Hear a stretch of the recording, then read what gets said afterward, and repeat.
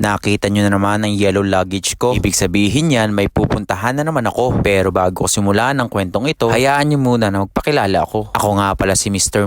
Isang hamak na gwapo sa mata lang ng asawa ko. Ngayon nga ay may pupuntahan na naman kami. Isang lugar na pagdating sa pagkain ay sikat na aking napapanood laang sa mga vlog. Ngayon, hindi ko ma-imagine na aking mapupuntahan na. Kaya tara, samahan nyo ako sa Binondo, Manila. Pero bago yun, gusto ko munang i-flex ang bago naming installed na black lot plate. Sobrang swerte ng number na yan kasi tumama ako sa ending. At dahil dyan, mamaya itataya ko naman sa wedding. Baka sakaling swerte din. Flex ko na rin pala ang resulta ng pagbubunot ko ng damo. Sobrang sarap talaga makita ang kagandahan ng pinaghihirapan mo. Napakaliit na bagay pero bakit sobrang saya ko? Nakakaramdam pa itong alaga naming si Mario. May pupuntahan na naman ang kanyang mga amo. Sa isip-isip niya siguro, ay nako, iwan na naman ako. Nagbaon na rin ako ng aking ngut-ngutin. Kasi alam ko, mahaba-haba ang aming babayahin. Mabuti na lang talaga na invento nila itong Skyway. Napakalaking bagay at saka talagang iwas delay. Pero yun ang akala namin. Hindi ko pala nabanggit na ang aming sasakyan ay coding. Pero pwede namang lumuwas. Basta sa window hours ng MMDA ay hindi lalampas. Oo, pwede kang lumuwas kahit coding ang sasakyan mo. Basta in between 10 AM to 5 PM ay makakarating sa paroroonan nyo. Eh di pag lumampas dun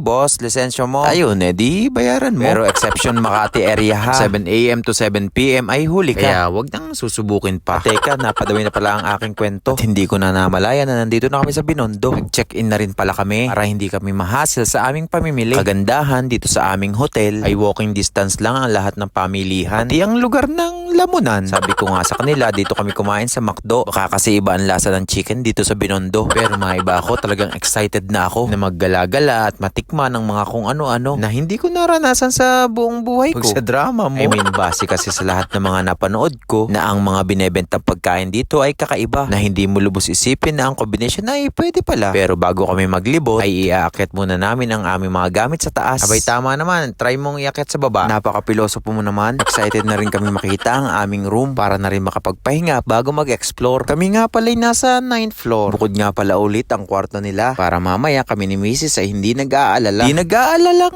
sikip sila. Pero in fairness, napakalaki ng kanilang room. Kaya all good, sulit na sulit ang bayad. At dali-dali na rin kami nagpunta sa aming kwarto para na rin ma-check kung anong laman ito. At ayun nga, laman ay pandalawang tao. Ang sarap munang magpahinga bago lumabas at mamili ng mga bagay na hindi kailangan. At ramdam na ramdam ko na tinatawag ako ng higaan at ng kanyang mga pinsan na kumot at unan. Ay naku naman, meron din sila ditong thermos, tubig at baso. At samahan mo pa ng malaking salamin para sa aking pagbibideo nang makita ang aking magandang anggulo. Ang gulo mo. Teka, tapusin muna natin to. Salamat muli sa pagsama. Tayo'y magkita-kita sa susunod na kabanata. Bonus na ulit kung ifa-follow mo pa. Paalam mga hold up. See you!